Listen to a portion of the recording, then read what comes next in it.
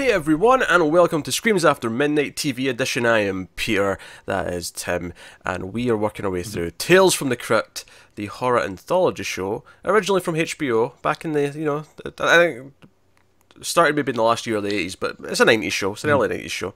That's the era of it. And this is going to be Season 6, Episode 7. It is called The Pit. So, full spoilers for the episode. How are you, Tim? I'm okay. Could be better. My God, you're in for a treat today, folks. You're in for a treat. Give him a chance to crack a joke or something, and get hit with mundanity. Well, I don't know. What do you want me to say? It's early in the morning. I woke up. I haven't done much. Honestly, I feel like me and you are going to end up in a cage match by the time we're through. I mean, maybe if our cat set it up or something. So the plot of this episode is... Well, I'm going to have to stop you there before you derail us even further. I want to... Yes? I want to... So, the beginning of this, the Cryptkeeper segments... Oh, God, yes! So I just want to say that we've been like tricked many a time in the past where he does something, you think that's what the episode is going to be about. Oh yeah, we've been joking for the last like 2.5 seasons that almost every time it's a Cryptkeeper segment, it has nothing to do with the actual episode. Like he'll be on an airplane or he'll be talking about I don't know, Wall Street, and then the episode will be about a magician or something, or vice versa. You know, like that's been a thing for like a good while now. Yeah, so obviously we know not to trust that, but the opening of this one, it was so heavily Christmas themed that I thought, okay, well, this is definitely going to be a Christmas episode. Honestly, I know. I think themed is putting it too lightly. He is wearing Christmas outfits. There's a Christmas tree. He's making Christmas puns. The entire thing is about Christmas. And then he says, this episode's about 2 prize fighters. And I'm like, okay, but it's going to be set at Christmas, right? It'll be prize fighters fighting at Christmas. There is not a hint. Rich kid, like... Yeah, I thought, I don't know, like some rich kid asked his dad to buy him like fighters or something. Who knows? Something. Yeah, who knows? But there is not even a mention or a hint. There's not even a Christmas tree in the background during the actual episode. I thought it was funny. I was like, all right, well, fool me again. And then, so right before the episode, I did actually double check the air date to see if it was at least close to Christmas. Yeah, maybe it was like, okay, so the story's not set around Christmas, but we'll make the Cryptkeeper segments be Christmassy. So this aired November 30th of 1994. So I guess close enough. But... Was this the last one before Christmas, though? Because I'll accept it if that's the case. Yeah, it was not. The next episode was 7th of December, so no, this is bullshit. Jesus. All right, yeah. God damn it. They have, and I assume, we might keep going. Is the next one? Yeah, 14th December is episode 9. We'll go one more. Let's see. 21st of December is episode 10. That's your Christmas episode. You do it in the 21st of December. God damn it. Jesus. All right, I just don't know what to believe anymore. This Cryptkeeper segments. Yeah, this is absolutely diabolical. Anyway, so the plot of this is that there's 2 prize fighters. And they had this great big fight. It's the fight of the century, but they fought to a draw. And now that they're doing publicity and interviews about it, and they're both trying to get a role in this movie, which is funny because I really felt like with the actors here, these are clearly both people who are martial artists and not actors first, but they're the sort of action stars that are kind of do a lot of movies because they're martial artists, but not because they can act. And I looked them up, and sure enough, the Asian guy in particular has been in a bunch of stuff. He was in like a Mortal Kombat TV show. He was actually in Agents of S.H.I.E.L.D. A few seasons ago. Okay. So. It's bit of things. But you got that vibe that, okay, the acting's not that great from them. But the plot actually revolves more about their wives, who are also their agents, who seem to hate each other and want to fight more than the guys do. The guys are kind of like mildly kind of competitive in the interview, where they're just kind of like, oh no, I'm sure I could win. Oh, smirk. Oh, sure, buddy. But the wives like want to kill each other, and that's kind of the theme of the episode. Is they want to get them their movie deal. They're treating them like shit. And then they agree to this big producer, this big agent gets this idea to have a cage fight, a Malaysian cage fight, and he talks the wives into it. And so the plot of the episode is that they set up their husbands for this cage fight, and then the big twist is that the husbands realise that they're being played, and they trick the wives into having the cage fight themselves. and then they're like, oh, we're going to be in a buddy cop movie. The movie's turned into a buddy act, and that's the end of the episode. That's the entire episode. Tim, did you enjoy The Pit? Not overly. I would say like I didn't hate it. I wasn't super angry. Like there was some fun stuff, like mostly at the kind of cheesiness of it, and there was like a little bit of nostalgia. I feel like because I didn't really watch like whatever kind of fighting they did or like boxing or any stuff like that, but I did used to like wrestling as a kid.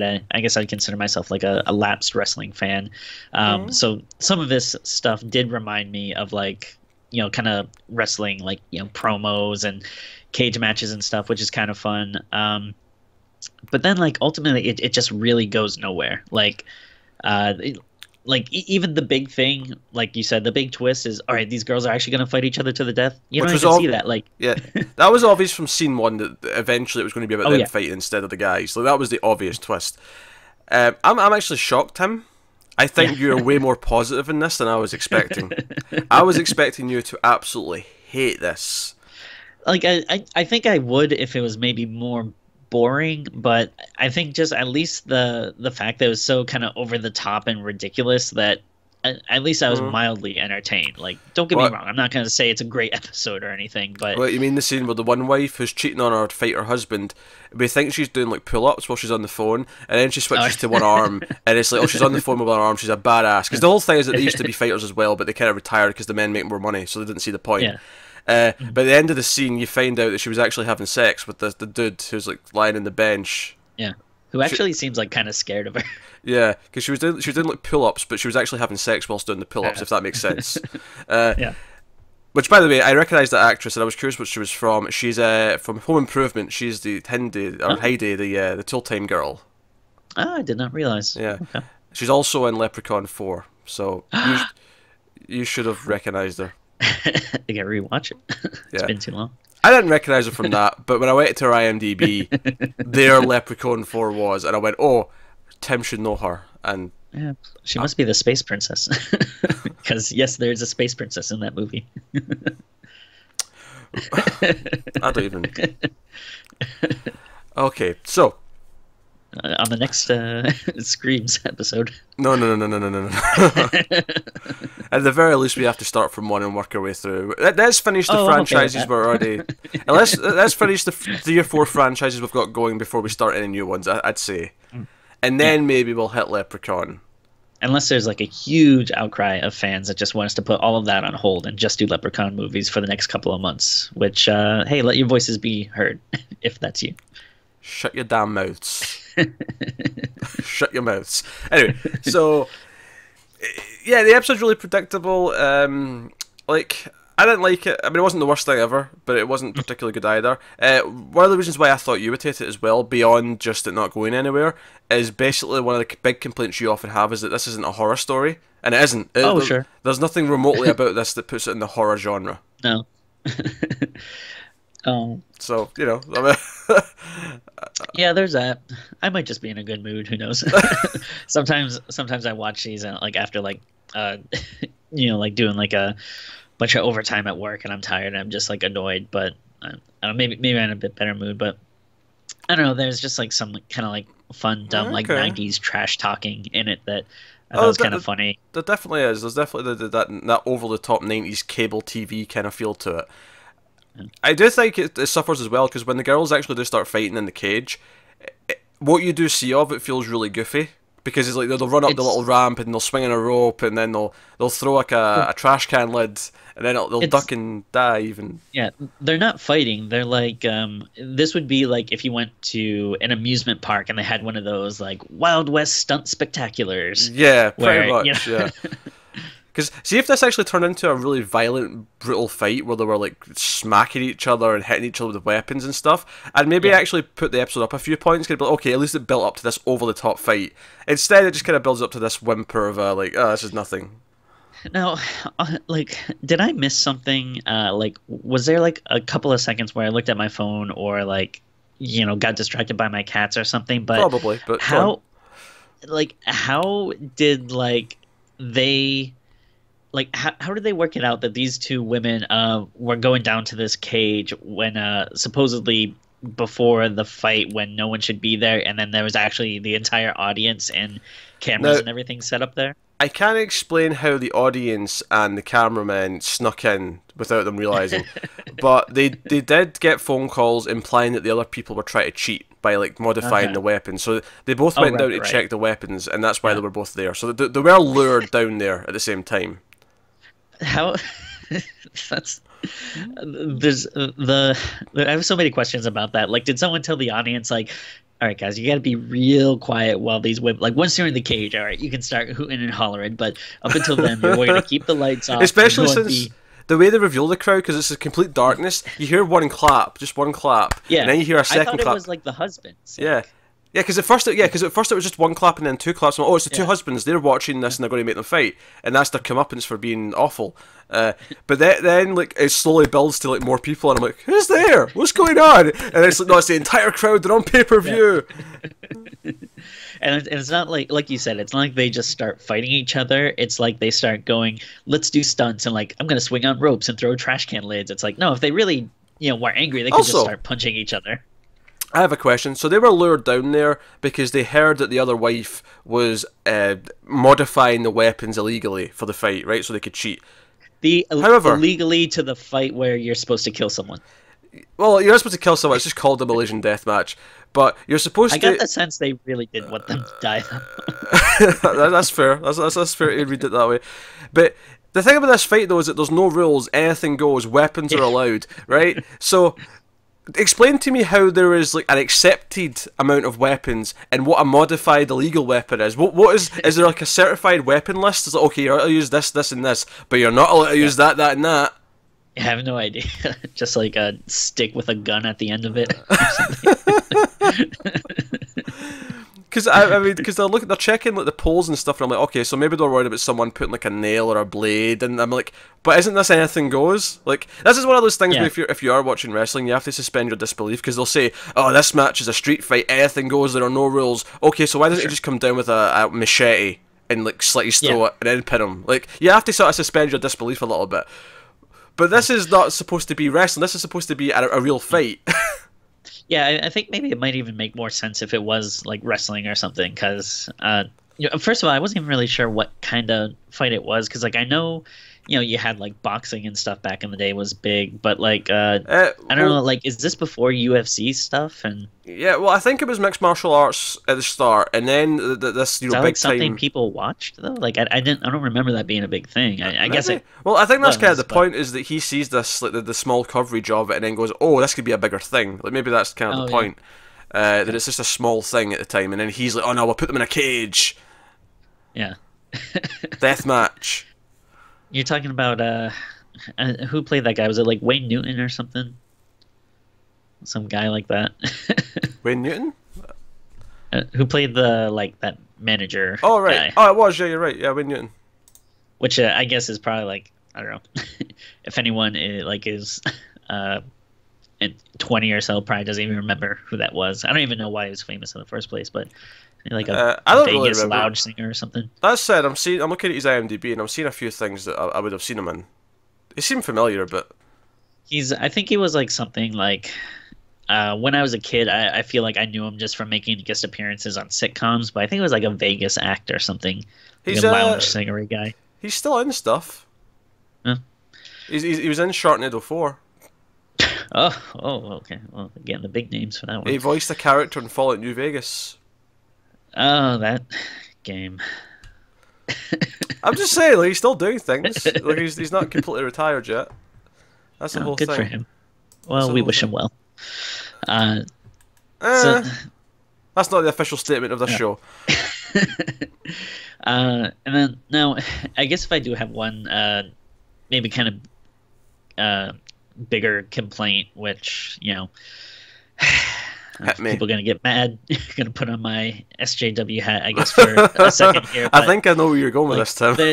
It does feel like there was. I'm not saying necessarily this was the intent or so, but watching it, it did feel like there was a little bit of like, hey, aren't like women kind of evil? Like, don't they just want to like kind of control and rule their men and get them to fight? And like, don't they just want money and blah, like, since it's Tales from the Crypt, I feel like, all right, characters are like that a lot. I don't think they're making a point about women, but if you just watch this episode isolated, you do get a little bit of like kind of grimy feeling like that. You feel a little bit of that, and it's kind of like, okay, it's so focused on like the 4 or 5 characters they have. There's not really much of an example for anything else.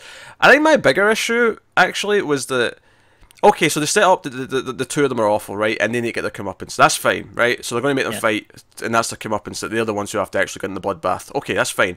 I felt a little bit weird though when it cut back to the husbands and the producer, and they were kind of laughing, going, they'll fight to death, and we'll make all the money now, and we'll leave them behind, and they're all just laughing and like drinking their brandy and smoking their cigars, and it felt very like, we'll put them out to work. Like, I don't know, it was weird. Oh yeah, for sure. Yeah, it had this weird tone to it at the end. It felt kind of odd, but yeah, it's not. I guess probably not the most kindest to woman episode, I would say, but yeah, I don't think it actually has any ill intent per se. I think it's just from a time where they didn't think about this, and it just comes. It's kind of like institutionalized as opposed to actually actively sexist, if that makes any sense. Sure, yeah, and again, when you look at the point of the show, like, the point of the show is awful people getting their comeuppance and stuff. Which, it just so happens that this episode that.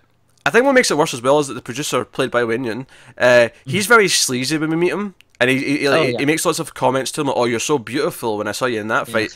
So the fact that he's included in the celebration of, "Hey, we made them fight," feels a little bit okay, right? So all of the men who, I mean, the 2 husbands are better than the wives, but they're not necessarily squeaky clean either. Sure. And then and he's quite sleazy, so it does feel imbalanced in that sense, but what can I say? What are you gonna do? Not watch this episode again.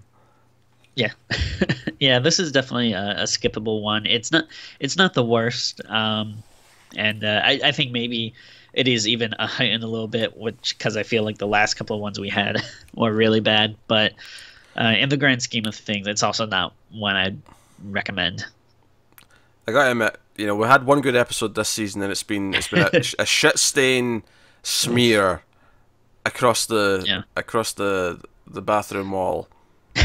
Yeah, it's unfortunate because I was excited, to do this show going in, just because I have a lot of fun memories of it as a kid. Now you're regretting ever agreeing to do this. Not that I'm regretting. Like, I'm glad that to watch every episode. It's just definitely one of those things which I actually feel the X-Files is very similar. Which, when you think about it, you think like, oh yeah, man, I love this show, this episode, and then when you watch every episode, you're like, ooh, there's a lot of, this is not great, this is forgettable, this one's okay. Like, I think the bigger problem with this show now is that it's not just that it's like evenly, because I think the first like 3 or 4 seasons it was kind of spread out evenly, where okay, there were good episodes and bad episodes, but they were kind of 50-50, and you got your good episode on a regular basis. Ever since like the last like 2 seasons, give or take, have been so rough, it really feels like it's went downhill, as opposed to it's just there's a lot of bad episodes mixed in. Yeah. So I agree with that. So we're in a rough place right now, but hey, who knows? Maybe it'll pick up and we'll get another gem before the end of the season. Hopefully. And now, just to bookend this episode, it does end again with the Cryptkeeper Christmas segment. And then he kind of motions to this Tales from the Crypt Christmas CD. Yeah, it's his Christmas album. He's very proud of that. Yeah. So I, of course, immediately went to Amazon to see if this is a real thing. And lo and behold, it is. And I'm debating right now about whether or not to get it. It looks like... I'm sure you can find it digitally, Tim. You don't have to get the CD. Come on now. I'm a collector. I need this baby in my displayed proudly in Look my up home the for when track people walk list. in. They'll all be on YouTube or something. Just don't waste your money on it, Timmy. Let's see. It's like $28. It's not that bad for a CD. A Cryptkeeper Christmas CD, but I never paid that for a CD when CDs were actually a thing. This is madness. we'll see. I'll keep everyone updated as to my progress. Tim, I'll check I eBay. feel a Sometimes it's responsibility. cheaper on there. I feel a responsibility not to let you waste your money, Timmy. I feel I know the debt you're in. I know the credit cards. You know the numerous, all 12 of them you've got to pay off. I don't think I can financially advise you to spend $28 on a stupid CD. Maybe if we can get like $20 more in Patreon just for 1 month, it'll go directly to me. And I would like to let all of our patrons know that in no way, shape, or form will a single penny of that money be spent on a Cryptkeeper CD. well, we'll see. We'll see. Tim's getting blocked from the funds. Don't you worry. Blockades are being put in place. So that is episode, what was that, 7 of season 6. So we're actually halfway through. This season's a little bit longer. It's got 15 episodes as opposed to the 13, 14 we had last time. I can't remember. So we'll see how the back half goes. So far, it's about 6 episodes too long, but yes, we've had one great episode and then one okayish episode and then just some shit. Basically. So let us know what you thought of this one in the comments below. Like and subscribe, all that stuff. Get us on the Twitters at mail_fuzz for channel updates. If you want to support the channel, head over to patreon.com/mailfuzztv, where we will not use your funds to buy Cryptkeeper Christmas series that are vastly overpriced because they're out of print. And unless you really make your voices heard. Shut up, basically, is my response to that. So thank you very much. We'll see you next time. Goodbye. Merry Christmas.